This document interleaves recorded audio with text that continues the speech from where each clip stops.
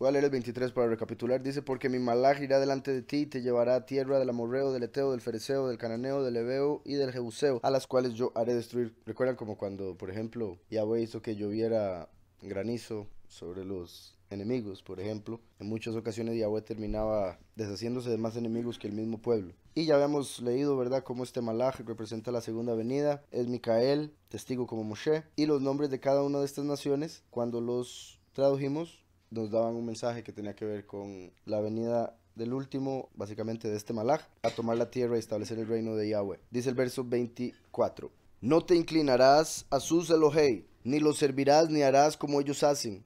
Antes los destruirás del todo y quebrarás totalmente sus estatuas. Me gusta que aquí aparece la palabra estatua, no necesariamente ídolo o imagen. Lo digo porque recuerdan uno de los argumentos más comunes de los católicos, y de hecho este mismo miércoles en el desprograma que tuvimos, un católico escribió para decir que era un pensamiento erróneo que los católicos adoran imágenes. En realidad yo creo que para todos los que estamos fuera es completamente obvio que sí adoran imágenes, pero claramente pueden haber católicos por ahí que sigan pensando que no lo hacen. Y una y otra vez en la escritura se nos revela que está mal. Vea como lo dice aquí, no te inclinarás, no te inclinarás. Como ya he dicho también, no solo dice no adorarás, no honrarás, está diciendo no te inclinarás, porque inclinarse es honrar, es adorar. Entonces, con solo que una persona incline la cabeza ante una imagen, ya la está adorando, ya está idolatrando. Aunque la persona diga, yo estoy inclinando la cabeza ante la imagen que representa ante aquel que quiero inclinar la cabeza. Entonces vaya y hágalo en privado, sin una imagen enfrente. Así de simple, porque eso es lo que Yahweh manda. Son los impíos, los que son aquí representados por el amorreo, eteo, fereceo, cananeo, hebeo, jebuseo, que son idólatras y de los cuales lamentablemente el pueblo adoptó todo eso para hoy en día estar como estamos en la apostasía. Dice, no te inclinarás a sus Elohei, ni los servirás, ni harás como ellos hacen, ni harás como ellos hacen. Claramente si hacemos como ellos hacen es porque servimos. No voy a explicar lo de servir porque creo que es bastante obvio, ¿verdad? Simplemente no hacer lo que esos Elohim falsos manden a hacer, como por ejemplo sacrificar niños, que era mucho lo que hacía Moloch, por ejemplo. Pero el hecho de que dice, ni harás como ellos hacen, involucra otro montón de cosas más, como por ejemplo celebrar la Pascua, celebrar la Navidad y hacer otro montón de cosas que ellos hacen. Nosotros no deberíamos hacer las cosas que ellos hacen porque ya bueno dice que no las hagamos porque ellos las hacen para honrar a sus Elohei, falsos Elohim. Y dice, antes los destruirás del todo y quebrarás totalmente sus estatuas. Vean que con solo ya voy aquí decir antes los destruirás del todo quiere decir que ellos no son Elohei, no son poderosos, porque si fueran poderosos sería imposible destruirlos. Un humano no podría destruirlos. Por un lado tenemos permiso para ir a destruir imágenes, claro, sería un problema con todos los que adoran esas imágenes, por supuesto, pero ni siquiera ese es el punto que quiero decir. Es el hecho de que nosotros tenemos el poder de destruir a los falsos Elohim. En el sentido literal histórico que siempre hablamos, aquí Yahweh está dejando claro que ellos, los que ellos adoran, no son Elohim, puesto que nos está diciendo destruyalos. O sea, ni siquiera Yahweh diciendo yo los voy a destruir, es usted destruyalos, porque no son Elohim, son cualquier cosa, son una estatua. Porque después dice, quebrarás totalmente sus estatuas. Entonces, para ellos, el Elohim de ellos está representado por esa estatua. No entienden que la estatua está llena de un demonio o varios. Destruya los Elohim de ellos, quiebre sus estatuas. Los Elohim de ellos son estatuas, no son nada más que una figura hecha por hombres.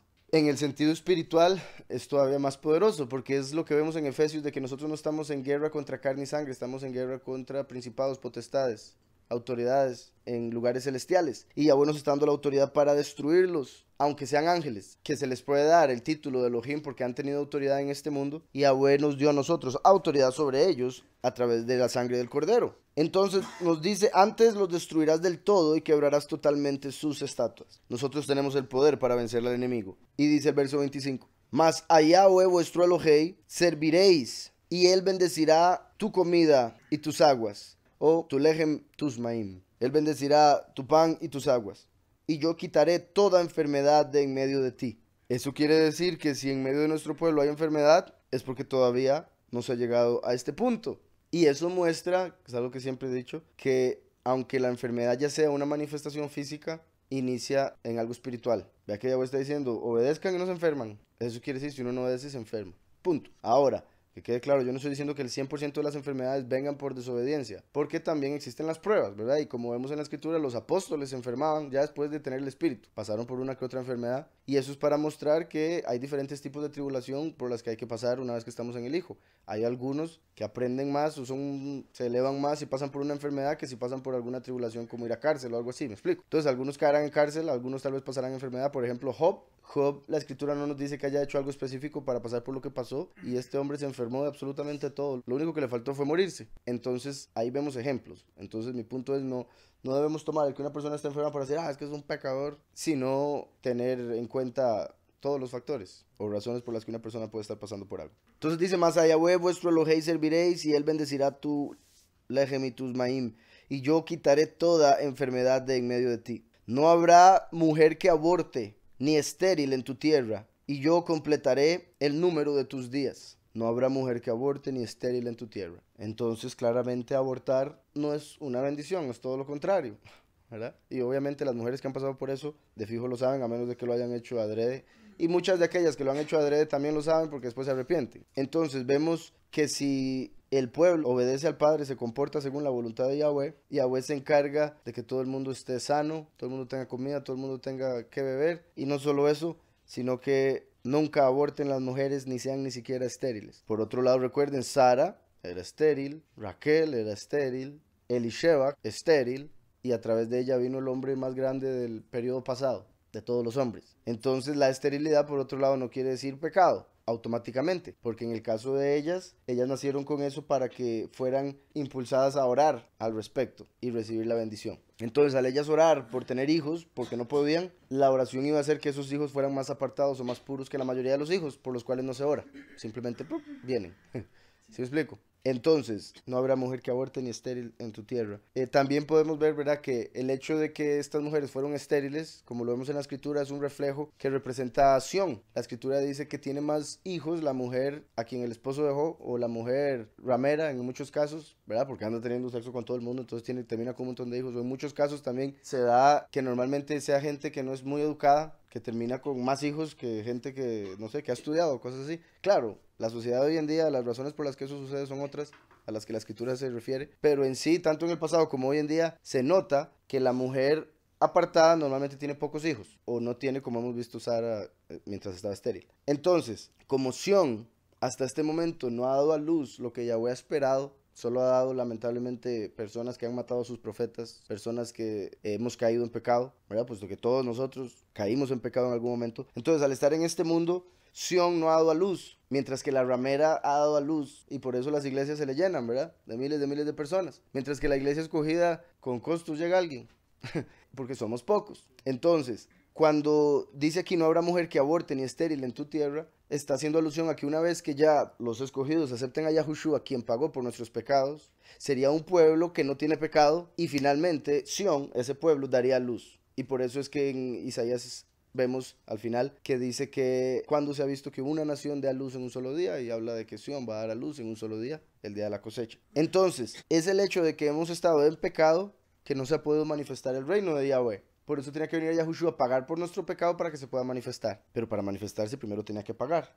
Por eso 2000 años vino a pagar, ahora viene a establecer. Entonces, no habrá mujer que aborte ni estéril en tu tierra, y yo completaré el número de tus días. Completaré el número de tus días. O sea, no se van a morir antes de tiempo. Van a vivir una vida completa, feliz. La escritura habla de que los hombres que son muy malos se mueren antes de tiempo, porque Yahweh no puede permitir después, o sea, que solo por darles tiempo para arrepentirse, no puede permitir que ese tiempo ellos lo usen para hacerle más daño a más personas que son justas. Entonces Yahweh dice, no, lo tengo que quitar. Hay un límite de misericordia. Entonces Yahweh quita a los impíos antes de tiempo. Aquí vemos que Yahweh está diciendo, si hacen lo correcto van a vivir toda una vida completa. En el caso espiritual, claramente cumplir nuestros días se refiere a la eternidad. Las 1000 generaciones que prometió bendición la vez pasada en el estudio, recuerdo. En el sentido terrenal está diciendo, como lo dije, que van a vivir hasta los 80 años. Por ejemplo, que David dijo 70, lo mucho 80. Pero al nosotros obedecer al Padre a través de Yahushua, recibiríamos la vida eterna para que cumplamos todos los días que existan. Entonces dice, y yo completaré el número de tus días. Yo enviaré mi terror delante de ti y consternaré a todo pueblo donde entres, y te daré la cerviz de todos tus enemigos. Vean cómo en el verso 23 dice, porque mi malach irá delante de ti. Ahora en este verso dice, yo enviaré mi terror delante de ti. Y Yahushua no vino a causar terror, él vino a dar misericordia, volvemos a lo mismo. El último, al traer justicia, va a causar terror a los impíos, a los enemigos. Entonces el último, el malach, es el que se va a encargar de infundir el miedo en las personas para que no se metan con el pueblo nunca más. Hace unos días el cantante Kanye West dijo unas declaraciones ahí que tenía mucha gente como loca. Hizo un comentario que fue sacado de contexto, creo yo. Bueno, básicamente lo que dio a entender fue que la esclavitud era como si hubiera sido opcional, como si era que la gente quería ser esclavo o permitían que los esclavizaran. Él lo que estaba diciendo en realidad era cómo puede ser posible que tantos negros fuertes, 100 en un campo, no hayan podido agarrar al amo y quitarlo y tomar control de la tierra. O sea, ¿cómo es que no hicieron eso? Y ese argumento es verdadero. Tenían el poder, tenían la fuerza para hacerlo, dígame. Ser esclavo fue una elección, fue básicamente lo que dijo. O sea, eso me parece como una lección. Él dijo, es que 400 años de esclavitud, eso a mí me suena a una lección. Entonces todo el mundo ofendidísimo. Entiendo por qué se ofenden, pero él tiene razón. Parte de lo que se ofenden es porque dicen, sí, porque no hicimos nada. Y entiendo ambos puntos, pero Kanye West lo está viendo muy carnal. Y entiendo su punto, repito, porque los blancos, tras de que no tenían la fuerza que tenían ellos, la cantidad también podía hacer ganar. Pero no está tomando en cuenta la escritura. La escritura dice que Yahweh pondría el miedo en el pueblo para que no se atrevieran a defenderse en contra de los amos. Entonces, la maldición por el pecado del pueblo hizo que cuando cayésemos en esclavitud, ya sea los sefarditas en esta tierra o los negros en Estados Unidos y en otro montón de tierras, que cuando cayésemos en esclavitud no nos atreviésemos a rebelarnos. Y por eso 400 años de esclavitud ilógica para Kanye West en ese caso. ¿Sí me explico? Pero es que era un temor que Yahweh puso en el corazón que hacía que uno no dijera voy a hacer algo. Y ese es el terror que aquí está Yahweh diciendo, porque Yahweh dijo en Deuteronomio 28 que Yahweh pondría temor en nosotros por nuestro pecado para ser esclavos de gente que no conocíamos. Pero después del tiempo determinado, ese terror que está en nuestro corazón será puesto en el de ellos. Y más bien nos van a huir, nos van a temer. Y eso es lo que está diciendo aquí en este momento. Pero repito, eso de Kanye West me pareció muy curioso porque tiene razón si no se toma en cuenta el aspecto espiritual. El aspecto espiritual fue lo que hizo que no se atrevieran a levantarse en contra de sus amos. Los egipcios le tenían miedo a los hebreos, pero los hebreos nunca hicieron nada para levantarse y salir libres. Por eso mismo. Entonces hasta que llegó Yahweh, llamó a Moshe y aún así Moshe dijo, ¿y cómo los voy a sacar? Entonces, en ese momento donde Yahweh manda a Moshe, manda las 10 plagas, eso era Yahweh poniendo el terror en los egipcios para que ya los dejaran ir libres. Mucha gente tiene miedo de dejar el nombre de Jesús. ¿Por qué? Yahweh nos dice, probad todas las cosas, a ver si son de Yahweh o no. Él nos da el permiso. Y a la gente le da miedo. ¿Por qué? Porque quieren seguir en la esclavitud. Es tan simple como decir, si Jesús es el verdadero, Él no se va a ofender porque estemos buscando la verdad. Después Él declararía, no, era yo, continúe. Pero el miedo entra por miedo a darse cuenta que lo que se creía era mentira. Miedo entra por darse cuenta que va a tener que cambiar cosas, que estaba equivocado, que la abuelita estaba equivocada, etcétera, y todos los argumentos que se le vienen a la cabeza. Entonces, definitivamente, la apostasía ha causado una falta de conocimiento tal, porque recuerden que apostasía quiere decir alejarse de la verdad. Cuando uno se aleja de la verdad, se acerca al error. El error es la manifestación de la ignorancia, porque si uno es ignorante va a terminar cometiendo errores. Por eso, la falta de conocimiento destruye al pueblo. Como sabemos, el error, el hijo del error, el hijo de perdición es el falso Mesías que va a venir a destruir toda la tierra. Entonces va a ser la manifestación de esa ignorancia. Y con eso que decías, digamos, la gente está tan acostumbrada a lo que obviamente, se les enseñó desde que nacieron, y llevamos la apostasía 2000 años de enseñar lo mismo, enseñar lo mismo, enseñar lo mismo, y eso se ha convertido en una esclavitud espiritual. Ahora, después de 2000 años, Yahweh viene a revelar el nombre, que es lo que nos hace libres, porque Yahushua dijo, conoceréis la verdad y la verdad os hará libres. Y la gente, por estar con falta de conocimiento, tiene miedo de la verdad, porque normalmente uno le tiene miedo a lo que no conoce, ¿verdad? La gente le tiene miedo a lo que no conoce, le tiene miedo a lo misterioso. Y en la escritura vemos muchos misterios, que Pablo nos dice, esto es un misterio, esto es un misterio. Y lo del nombre se convirtió en un misterio. Entonces, la mayoría de la gente le tiene miedo a lo que no conoce. El enemigo se encargó de que el pueblo se alejara tanto de Yahweh hasta el punto de no saber quién es, para que cuando él se manifestase o se presentase a la vida de cada uno, la gente saliera corriendo. ¡Ah! ¿Quién es este? Y saliera corriendo hacia el Señor. Y cuando uno viene y les dice el nombre, o que están hablándole a alguien que no es, más bien se enojan con uno, se molestan con uno, o dicen este hombre está loco. Porque prefieren eso. Prefieren echarle la culpa a otros, como cuando Yahweh dijo, ¿por qué comiste? Y dijo, la serpiente. O Adán, ¿por qué comiste? La mujer.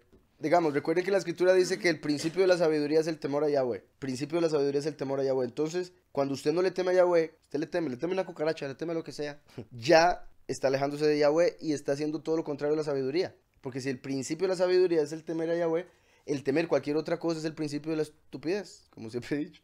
Como dice la escritura, alejarse del mal es la inteligencia. Cualquier persona que decida hacer algo malo pensando que es lo correcto o que es lo mejor, está siendo tonto. La gente tiene miedo porque no teme a Yahweh. Si la gente teme a Yahweh, no le tiene miedo a nada. ¿Por qué le va a tener miedo al hombre que solo puede herir el cuerpo? Y como dice Yahushua, al que hay que tenerle miedo es a Yahweh, que puede agarrar el alma y echarla en el fuego. Entonces, si no le teme a Yahweh, no le tiene miedo a nadie.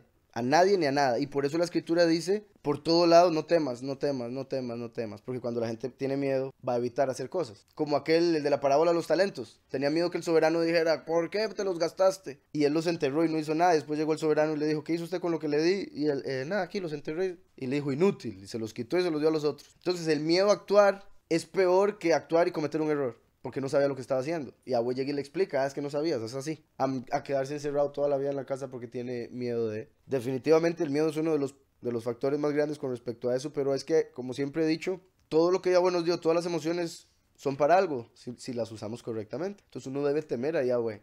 Debe tener miedo a quedarle mal a él. Debe tener miedo de cometer pecado. No por miedo al infierno, sino porque uno quiere complacer al Padre, que le dio la vida y la eterna. La mayoría de la gente le tiene miedo a Satanás. ¿Por qué? No tiene ningún sentido. O sea, de verdad que no tiene ningún sentido cuando lo vemos según la lógica y según la escritura. Satanás le tiene miedo a Yahweh y uno le va a estar teniendo miedo a Satanás. Entonces, la mayoría de la gente le tiene miedo a Satanás. Solo eso hace que le hagan caso a Satanás, porque uno le hace caso a quien le teme. ¿Me explico? Entonces, la gente dice temer a Dios, pero le tienen miedo a Satanás. Entonces, cuando le vienen y le dicen, es que Yahweh... Ellos, no, porque Satanás viene y les dice, hey, tengan cuidado. Y ellos dicen, está bien, porque le tienen miedo a Satanás. ¿Sí se está entendiendo el punto? Uno obedece a quien teme. Ellos no obedecen a Yahweh, obedecen a otro.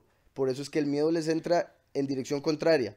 Los aleja de Yahweh en vez de acercarlos, porque lo están colocando donde no debe ser. Decía, yo enviaré mi terror delante de ti y consternaré a todo pueblo donde entres y te daré la cerviz de todos tus enemigos. Recuerden, Yahweh le dijo a Yahushua, siéntate a mi derecha hasta que ponga a tus enemigos por estrado de tus pies. La forma en que Yahweh va a hacer eso es enviando a Micael en el fin de los tiempos para que cumpla lo que vemos en Apocalipsis 12, sacar a Lucifer y hacerlo caer a la tierra, que es el estrado de los pies de Yahweh, puesto que el cielo es su trono. Entonces aquí vemos una confirmación de eso. Yo enviaré mi terror delante de ti, consternaré a todo pueblo donde entres y te daré la cerviz de todos tus enemigos. Dice el 28, enviaré delante de ti la avispa. Este es un verso interesante porque aquí vemos lo que representa la avispa, ¿verdad? No está diciendo que ellos iban a entrar un montón de avispas de frente picando a todo el mundo, no. Lo que produce la avispa, por ejemplo, ustedes han visto cuando uno, bueno, de niño, mover un panal, el susto que se pegaba uno cuando empezaban a salir, uno salir corriendo, a eso se refiere. El punto es que trabajan en montón, pican y duele. La abeja cuando pica hasta ahí llegó, ¿verdad? Porque está entregando su vida por la reina.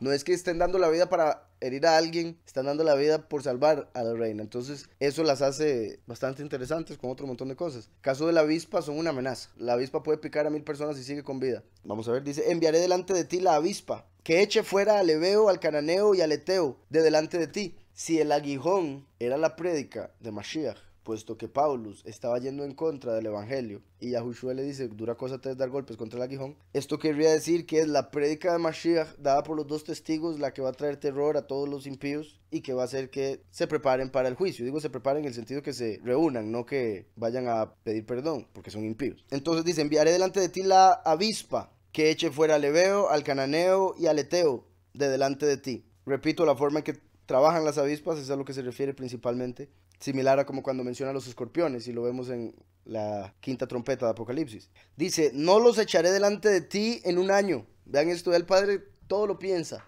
No los echaré delante de ti en un año, para que no quede la tierra desierta y se aumenten contra ti las fieras del campo. Entonces Yahweh quería que cuando llegáramos a la tierra las casas estuvieran bien construidas, los árboles tuvieran frutos, todo estuviera limpio. Si Yahweh los hubiese sacado antes de tiempo, cuando Israel hubiese llegado, ya las casas hubiesen estado destruidas, sucias, matorrales por todo lado, y las fieras del campo ya se hubieran metido, entonces se hubieran puesto en contra de los hombres. Y las fieras del campo no tenían la culpa de nada. Los cananeos, heveos, eteos, fereceos, jebuseos, sí, eran ellos los que merecían castigos, no las fieras. Entonces Yahweh dice, para que las fieras no se metan y después ustedes tengan que sacarlas y cayendo ustedes en pecado, mejor me espero un año para sacar a los que ahí viven, para que ustedes cuando lleguen esté todo listo. Curiosamente, según la tradición, las tierras de Canaán, o los habitantes de la tierra de Canaán sabían eso, se dieron cuenta de eso. Se dieron cuenta que Israel venía a tomar la tierra. Entonces ellos dijeron, sí, destruyamos todo. Entonces destruyeron todas sus casas, destruyeron todas las cosechas y todo, porque decían, no, ellos no van a tener nada. Pero como Israel, después de que salió, empezó a adorar el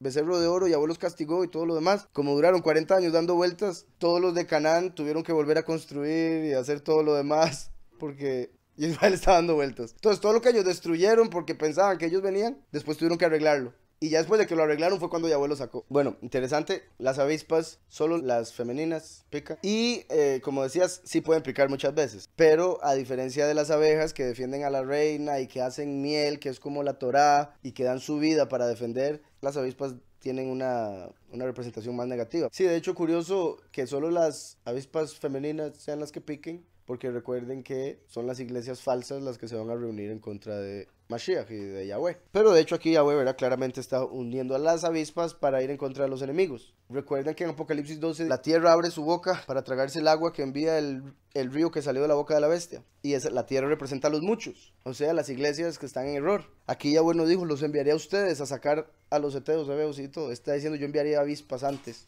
Y como vemos en Apocalipsis, Yahweh no va a permitir que toquen a los escogidos, y una de las formas en que va a salvar a los escogidos es permitiendo que maten a los muchos. En ese caso, entonces, si tiene sentido, los muchos representarían las avispas en el sentido de que serían iglesias que no siguen la verdad, y por eso, por no seguir la verdad, Yahweh permite que sean heridos en la tribulación. Entonces, dice, enviaré delante de ti la avispa que eche fuera al hebeo, al cananeo, al eteo de delante de ti. Me parece interesante también, ahora que lo pienso, que los israelitas estamos, bendito sea Yahweh, porque ya estamos dándonos cuenta de quiénes somos, pero estamos esparcidos por todo el mundo. Los que viven en Israel no son verdaderos israelitas. Ellos son descendientes de otro montón que no son de Israel. Y ahorita está habiendo rumores de guerra por allá, y eventualmente va a ser destruido Jerusalén, y va a ser destruido Israel, pero va a ser destruido para que podamos nosotros ir a poblarlo muy pronto. Entonces, dice, enviaré delante de ti la avispa que eche fuera al hebeo, al cananeo, al eteo de delante de ti. No los echaré delante de ti en un año para que no quede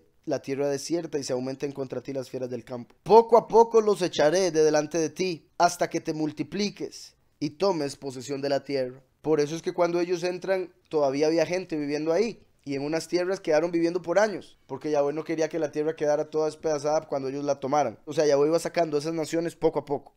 Josué 24:2 dice, y envié delante de vosotros tábanos, los cuales los arrojaron de delante de vosotros. Esto es, a los 2 reyes de los amorreos, no con tu espada ni con tu arco. Los tábanos ahí serían avispas, entonces. Esto en el libro de Josué, como sabemos, fue Josué, cuyo nombre verdadero era originalmente Joshea, pero fue cambiado a Yahushua. Entonces vean cómo Yahushua, cuando ya cumple lo de tomar la tierra prometida, y repito, este Yahushua representa la segunda venida con el nombre del primero. Entonces, una vez que venga el último, que es Micael, hecho hombre, el terror delante del pueblo, dice, y envié delante de vosotros avispas, las cuales los arrojaron de delante de vosotros. Esto es, a los 2 reyes de los amorreos, no con tu espada ni con tu arco. Vean, espada ni arco físico, porque está hablando del pueblo. Espada ni arco son las 2 armas que Yahweh siempre menciona. Espada es la primera venida, Yahushua. El arco es la segunda venida, testigo como Moshe, que viene con un arco, sale venciendo y para vencer. Entonces, no con espada ni arco físico Yahweh venció al enemigo, sino con espada y arco espiritual, su palabra y su voz. ¿Está claro? Siendo la voz el terror. Por eso cuando los israelitas oyeron la voz, caían de espalda y después dijeron, mejor que no nos hable Yahweh para no morir. Vean, interesante, amorreo quiere decir el que habla o el que predica. Recuerden que hace alusión a los predicadores falsos, al espíritu del error que está en los pastores falsos, que llevan a las iglesias falsas al error. Entonces, interesante que dice a los 2 reyes amorreos, a los 2 reyes que han estado hablando, predicando, como por ejemplo Samael y Hilel, cuando llegue el momento en el que la bestia y el falso profeta caigan en el lago de fuego vivos, cuando llegue el momento cuando Samael y Lucifer, los 2 Elohim de este mundo, caigan, en ese momento se va a cumplir eso. Entonces vemos confirmación de que las avispas representan ese momento de la caída de los falsos Elohim. Entonces, vuelvo a Éxodo 23, verso 30. Poco a poco los echaré delante de ti hasta que te multipliques y tomes posesión de la tierra. Y fijaré tus límites desde el mar rojo hasta el mar de los filisteos y desde el desierto hasta el Éufrates. Porque pondré en tus manos a los moradores de la tierra y tú los echarás de delante de ti. No harás pacto con ellos, ni con sus poderosos. Muy importante, no harás pacto con ellos ni con sus poderosos. Nosotros solo debemos hacer pacto con Yahweh, punto. Eso es interesante. La gente lamentablemente pacta constantemente con cosas que no deberían pactar. Por eso que Yahweh nos dice, debemos tener tanto cuidado. Pacto solo con Yahweh, porque se aparecerían falsos Elohim que dirían o pedirían hacer pacto con su nuevo pueblo. Y cuando digo pueblo me refiero a iglesias, por ejemplo. Dice el verso 33, en tu tierra no habitarán, no sea que te hagan pecar contra mí, sirviendo a sus Elohei, porque te será tropiezo. Como cuando Yahweh dijo, porque el día que comas del árbol, ese día morirás. Yahweh no dijo, porque si comes del árbol. Él dijo, porque el día que comas, iban a comer. Aquí igualmente dice, porque te será tropiezo. No es que tal vez tropieces, es que no, si vives con gente, vives cerca de gente que adora falsos Elohim, vas a tropezar, punto. Como el pueblo entró a la tierra de Canaán y terminaron haciendo lo que hacían los de ahí, los de esa tierra, y Yahweh los echó por todas las tierras, en tierras ajenas, y terminaron adorando a los Elohim de esas tierras ajenas. Por eso nosotros nacimos con las falsas doctrinas que nacimos y fuimos criados. Entonces en tu tierra no habitarán, no sea que te hagan pecar contra mí sirviendo a sus Elohim, porque te será tropiezo. Por eso se dice, ¿verdad? Dime con quién andas y te diré quién eres. Hay que tener mucho cuidado, de verdad, de con quién andamos, quién es la compañía, porque uno empieza a actuar como la persona o las personas con las que anda. Empieza a hacer las mismas bromas, le empieza a dar risa lo mismo. Entonces debemos ser muy cuidadosos. No se trata de que si usted tenía algunas amistades que le estaban llevando a hacer mal en el pasado, usted llegue y les diga, hey, ustedes son unos impíos, van a ir al infierno, ya no los quiero volver a ver. No, lo mejor sería que usted les trate de exhortar y decirles, viera lo que aprendí, viera lo que conocí, viera cómo ha cambiado mi vida. Y usted, que yo lo quiero tanto y lo considero mi amigo, quiero que usted también lo conozca. Ahora van a haber muchos que van a decir, está loco, no sea pandereta y otro montón de cosas que dicen y le van a decir a uno, váyase. Entonces uno ahí tiene que tomar la decisión, escogerse, servir a Yahweh o seguir en el error solo para caerle bien a un amigo del pasado que a lo menos que le importa su vida eterna. Y lo digo así porque si le importara su vida eterna le hubiera dicho, en serio, cuénteme más, vamos para allá.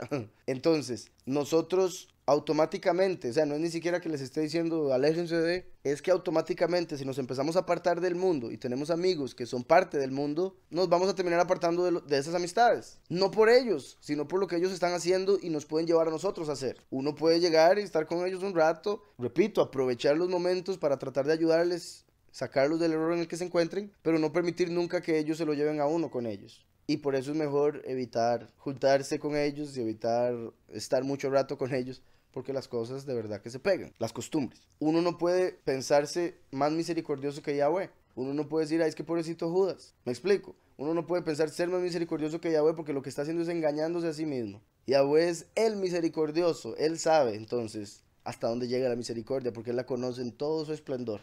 ¿Sí me explico? Y Él sabe todo lo que cada persona ha hecho en su vida. Nosotros solo sabemos el exterior, lo que nos dejan ver. Uno no puede juzgar por apariencias porque uno va a juzgar muy mal.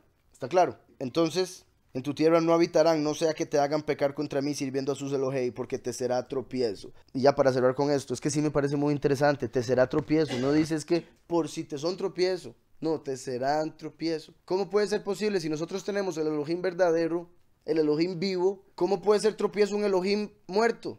¿Me explico? Obviamente, si nosotros conocemos a Yahweh, eso no parece tener ningún sentido. ¿Cómo puede ser tropiezo un ídolo? Pero por un lado, esa es la falta de conocimiento, lo que causa la falta de conocimiento, la falta de buscar al Padre, la pereza, como decíamos, porque hay mucha gente que dice, no, hombre, yo prefiero hincarme ante un ídolo, hacer un rosario, hacer las oraciones que hacen, repetirlas 20 veces, a tener que inventarme una oración, o a tener que cerrar mis ojos y no poder ver algo físico, como una imagen, un ídolo. O sea, prefieren hacer un rezo para ir a comer queque y tomar café que leer la escritura. Entonces se vuelve tropiezo o se vuelve como cuando Eva volvió a ver el árbol del fruto del conocimiento del bien y el mal y ella vio que se veía apetitoso. Como la comodidad es apetitosa, pero a veces uno por estar cómodo se vuelve perezoso y deja de hacer lo que tiene que hacer. Entonces, de ver el esfuerzo que hay que hacer para ser mejor persona y estudiar para conocer qué es lo que hay que hacer, se vuelve apetitoso ir nada más un domingo cada semana y comerse un quequito y un cafecito haciendo un rosario repetido. O sea, se vuelve apetitoso no hacer nada, es el punto. Y por eso se vuelve tropiezo para la gente cuando ven, mira, ese sirve ese ídolo y no tiene que hacer nada. Mira, ese sirve ese ídolo y no tiene que pedir perdón nunca, nada más va y se confiesa y ya. Mira, ese tiene ese ídolo y no tiene que hacer nada de lo que dice la escritura. Entonces, nosotros servimos a Yahweh y decimos, ok, tenemos que hacer esto. Ellos sirven el ídolo y dicen, no, lo único que tengo que hacer es inclinarme ante el ídolo. Y eso lleva a que vayan todo en contra de la escritura y por ende, lo que nosotros hacemos, ellos ni siquiera están pensando en hacerlo. Y para la carne, eso es apetitoso. La carne dice, yo no quiero hacer nada de eso. Yo no quiero tener que preocuparme por hacer el bien. Yo no quiero sentirme culpable por si hice algo mal. ¿Me explico? Entonces mejor, para la carne, ir a idolatrar. Por eso es tropiezo. No es porque esos Elohim sean verdaderos, no es porque la doctrina de ellos sea verdadera, es porque lo que ellos hacen tiene que ver con error, con pereza y todas esas cosas, como dicen en el mundo, en inglés al menos, ignorance is bliss, que quiere decir ignorancia es felicidad. Eso a mí me parece tan ignorante, claramente lo tuvo que haber dicho un ignorante. Y la forma en que lo dicen es porque la escritura dice que el que agrega conocimiento agrega sufrimiento. Cuando nosotros nos damos cuenta, por ejemplo, que algún ser amado está pecando y por ende merece castigo, eso es sufrimiento. Eso lo hace uno sufrir porque obtuvo conocimiento. En ese caso, ignorar eso es felicidad. Entonces por eso ignorancia es felicidad, porque cuando uno no se da cuenta de las consecuencias de los actos, anda todo feliz. Mientras que si usted sabe lo que le va a pasar por lo que está haciendo...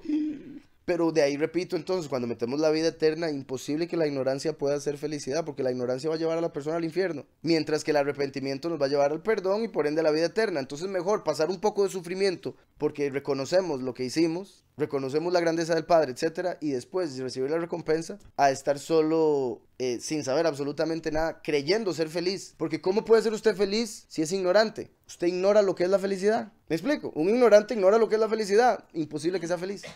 Para tener felicidad hay que tener conocimiento de lo que ser feliz es. Como les he dicho, la felicidad es una decisión. Cuando yo estaba con depresión, no podía entender eso porque yo pensaba que la felicidad era algo que se obtenía automáticamente y usted lo sentía. Eso es ignorancia. Mientras que cuando llegué al conocimiento de que la felicidad es una decisión, pude decirle a los sentimientos de depresión, no tengo tiempo. Y eso es tener conocimiento de lo que se quiere, de lo que es la felicidad, en contraste con lo que es la tristeza, por ejemplo. Uno puede ir a un partido de fútbol y ver a mucha gente que parece ser feliz. Son felices en el momento porque son ignorantes de la realidad y se dejan ir por un juego. Digamos, aquí vemos que dice, porque te será tropiezo, los Elohim falsos. La pereza espiritual lleva al error espiritual. Yahushua dijo que él, siendo la verdad, él es la piedra angular. Todo lo que hagamos debe ser basado en él, lo que él enseñó, lo que él dice. Pero para aquellos que no le siguen a él, él se convierte en piedra de tropiezo. ¿Por qué? Porque los que no le sirven a él, sirven a los ídolos. Entonces, como ellos sirven a los ídolos, al presentarse la verdad, eso es lo que los va a hacer caer. Mientras que como en este momento la verdad no había sido revelada, ellos querían adorar la verdad, pero no sabían qué es la verdad,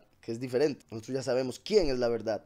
Entonces, al ellos querer la verdad, pero no saber quién es la verdad, era más fácil que fuesen engañados por una mentira, que sería un ídolo. Entonces, el punto al final es que Yahushua se convierte en tropiezo para los que son idólatras, mientras que aquellos que buscamos la verdad podemos ser tentados por lo que hacen los idólatras si dejamos de buscar al Padre, si dejamos de orar, si dejamos de estudiar. Principalmente yo creo que, repito, la ignorancia lleva a la idolatría. Si uno lee la escritura es imposible que sea idólatra. Entonces estamos hablando de conocimiento o falta de conocimiento de la escritura, lo que separa a las personas. Y lamentablemente y sorprendentemente la mayoría de las personas no quieren leer la escritura. Por eso son idólatras. Porque es automático. Recuerden que el necio es sabio en su propia opinión. Entonces al no saber la verdad son necios, pero se consideran sabios porque tienen una opinión con respecto a lo que hacen. Y dicen esto es correcto. Como los que creen en evolución o hasta los que creen en los ídolos. Mismo tipo de error, simplemente enfocado un poco diferente. Estos adoran la piedra, estos adoran la carne o adoran a los monos, ¿verdad? Como que quieren ser monos. Y a ver, la misma escritura nos dice, no sea tropiezo para el hermano. Pero no es tropiezo para el hermano si uno hace algo malo. Aquí el tipo de tropiezo del cual estamos hablando es el que mencionó Yahushua. Bueno, Paulus en realidad refiriéndose a Yahushua. Primera de Pedro 2. Para vosotros pues los que creéis, él es precioso. En cambio, para los que no creen, la piedra que los edificadores desecharon ha venido a ser la cabeza del ángulo. Y piedra de tropiezo y roca que hace caer. Ellos por su desobediencia tropiezan en la palabra. Ese es su destino. Aquí hay tantas cosas que decir. Primero que todo, el destino sí existe. Lo acaba de decir Pablo. Ese es su destino. Recuerden que hay dos destinos diferentes. Uno, el destino de la tierra, el destino mundano, y el destino celestial. Cuando digo el destino de la tierra me refiero a los que están en el mundo, los que son del mundo, y por ende se hacen enemigos de Yahweh.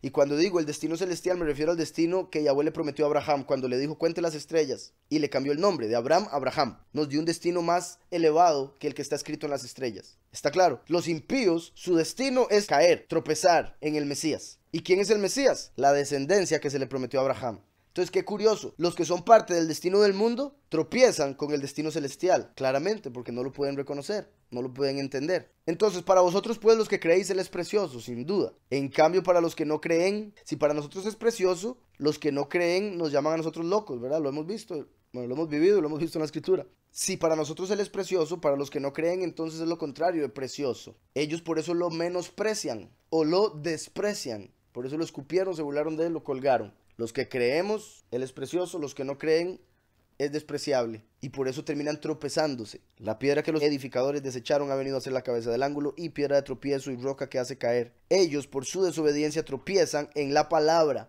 Vea que no, obviamente sí lo está diciendo, pero al usar esta palabra, nos está dando a entender algo más amplio. Vea que no dice ellos por su desobediencia tropiezan en Yahushua. Sí quiere decir eso, pero está diciendo más que eso. Ellos por su desobediencia tropiezan en la palabra. Y la escritura dice que la palabra es el nombre del Hijo. Entonces vean qué curioso, cómo es el nombre del Hijo lo que se convierte en tropiezo para ellos. La palabra, Apocalipsis 19:13, y su nombre es la palabra de Yahweh. Ellos tropiezan en su nombre. La mayoría de la gente, principalmente hoy en día, tropiezan, ¿por qué? Por el nombre.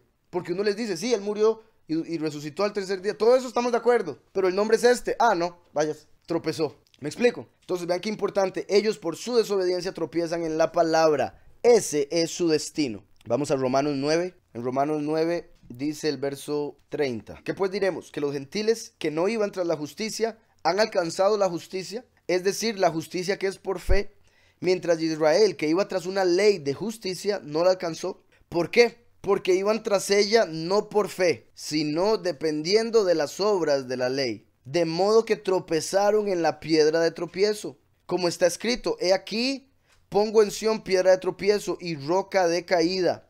El que crea en él no será defraudado. ¿Cómo es eso? Nosotros debemos creer en una piedra de tropiezo. Sí, creemos en la piedra angular que se volvió de tropiezo para ellos. ¿Sí me explico? Por eso Yahushua vino y dijo, no crean que yo he venido a dejar paz en el mundo, yo vine a dejar una espada y un fuego. Y a partir de hoy, los de la casa estarán en contra de los de su propia casa. Padre contra hijo, hijo contra padre, suegra contra nuera. ¿Qué diremos? ¿Que los gentiles que no iban tras la justicia han alcanzado la justicia, es decir, la justicia que es por la fe? Sí, sorprendente. Esto es sorprendente. Algo interesante aquí. Los gentiles normalmente son los que seguían doctrinas paganas, ¿verdad? Por supuesto, de ahí es donde viene. Pagano, sinónimo de gentil.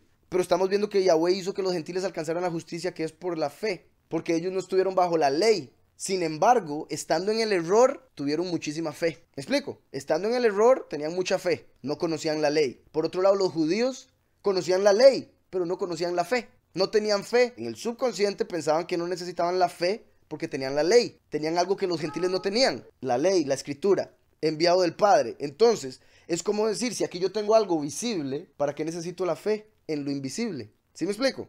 Espero se está entendiendo ese punto. Los judíos tenían la ley, es algo físico, dicen, no necesito fe. Como les faltó la fe, no reconocieron a la piedra angular de la cual hablaba esa ley. Mientras que los gentiles no tenían la ley, pero tenían fe. Por ende, cuando se les presentó el Mesías, dijeron, uy, lo acepto, porque tenían la fe y no tenían la ley para bloquearles la vista. Eso es lo que está diciendo Pablo. ¿Qué pues diremos? ¿Que los gentiles que no iban tras la justicia han alcanzado la justicia, es decir, la justicia que es por la fe? Curiosamente, en las religiones paganas, la mayoría de ellas copió la historia que Yahweh envió, puesto que a Eva, la primera mujer, se le dijo que la semilla de la mujer destruiría a la serpiente. Desde ahí se dijo que la virgen daría a luz a un hombre que sería el Mesías. El hombre, Yahweh hecho hombre, y eliminaría al enemigo. Eso se metió en todas las doctrinas del mundo, y por eso hay mucha gente que no cree en la verdadera doctrina, porque dicen, es que los egipcios tienen a Isis, que tuvo a Horus. Los otros tienen a Devaki, que tuvo a Krishna. Los romanos tienen a Venus, que tuvo a Cupido. Y etcétera, etcétera. Todas las religiones del mundo tienen esa misma historia. Una virgen dando a luz al todopoderoso hecho hombre.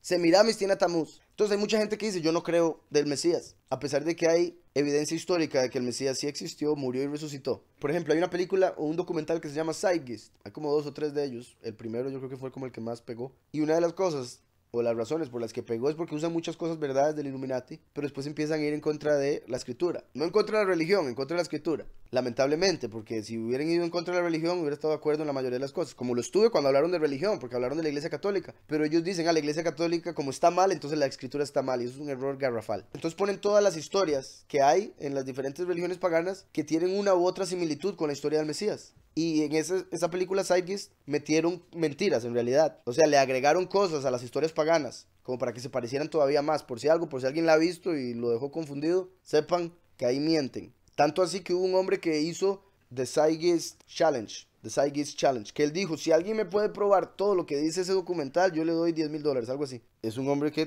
tiene claro que están mintiendo en ese documental y que nadie lo puede probar. Obviamente nadie va a ofrecer $100 si sabe que alguien se los puede ganar. Pero entonces, mi punto es, si alguien ha visto esa película, no se preocupen si quedaron confundidos, ahí usan mentiras. Pero sí también usan verdades. Y sí es cierto que la historia de Horus y Isis y todas esas historias existieron. Pero hay que entender porque estaban basadas en lo que se le dijo a Adán y a Eva. Y que se pasó a todos nuestros antepasados. Todas las mujeres esperaban que se diera el Mesías y esperaban ella ser la madre. Bueno, no todas, obviamente las que pensaban en eso. Hasta que llegó Miriam y dio a luz a la profecía. Entonces ahora, todos los gentiles que de alguna manera habían escuchado una historia similar, dijeron, mira, este es el hombre, Yahushua. ¿Me explico? Conectándolo con lo que estamos leyendo. ¿Cómo es que los gentiles llegaron a tener fe y recibieron la justicia? Quizá porque ya más o menos conocían la historia y tenían fe en ella. Y cuando se manifestó en la tierra dijeron, por supuesto, no hay otro que es Entonces vuelvo y leo, ¿qué pues diremos? Que los gentiles que no iban tras la justicia han alcanzado la justicia, es decir, la justicia que es por la fe, mientras Israel que iba tras una ley de justicia no la alcanzó. ¿Por qué? Porque iban tras ella no por fe, sino dependiendo de las obras de la ley. Ellos dijeron, si cumplimos la ley, entramos, no necesitamos fe. Sin entender que Yahweh dejó la ley para mostrar que lo que se necesita es fe. O sea, entendieron todo al revés. Yahweh dejó la ley para nosotros leerla y decir, uy, no hombre, necesito fe. La única forma de entrar. Así como Abraham en la misma Torá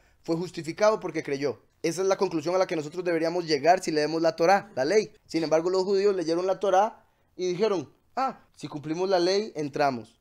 Y se empezaron a engañar con respecto a cómo se cumple la ley, siguiéndola por la letra, porque no tenían la fe para tener el espíritu que le interpretara la ley según el espíritu. Como la letra mata, terminaron haciendo lo que hicieron, lo han hecho, matando al Mesías mismo. Entonces, como está escrito, he aquí pongo en Sión piedra de tropiezo y roca de caída, piedra de tropiezo y roca de caída, y el que crea en él no será defraudado. Sorprendente. Piedra de tropiezo, lo vimos ahora en el capítulo que leímos anterior de Pedro, y decía Yahushua, piedra de tropiezo, y después dice roca de caída, como si fuera primero y último. Piedra de tropiezo el primero, roca de caída el último. Así como todos tropezaron con el primero, van a tropezar con el último. Y el que crea en él no será defraudado.